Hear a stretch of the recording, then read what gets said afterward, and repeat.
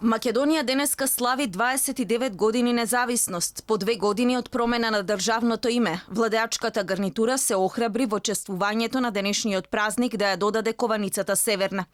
На официјалната владина честитка стоеше новото име напишано на македонски и албански јазик.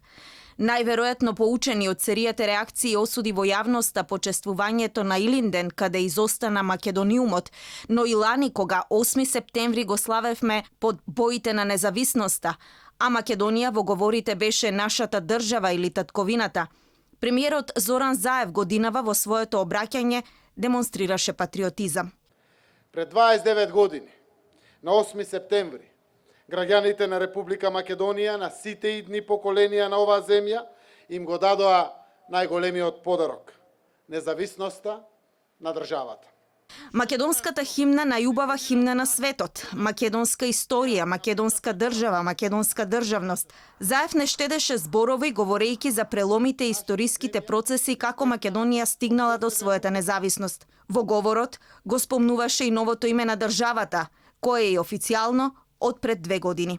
Токму нам, на сегашните генерации, ни припадна привилегијата, но и одговорноста да ја освоиме независноста и да ја зачуваме и развиваме македонската држава.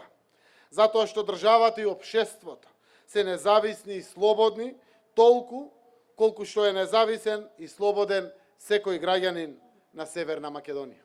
Председателот на владата во говорот се осврна на поентите кои досега повеќе пати ги вети од како го доби вториот мандат. Потенцираше на борбата за правда, најави борба со корупција и криминал на сите нивоа, дека како влада ќе се заложат за помагање на најранливите категории економски сектори погодени од корона кризата. Се обрати и кон опозицијата, им порача да ги напуштеле тесноградите партиски интереси и побара од нив државнички да се однесувале.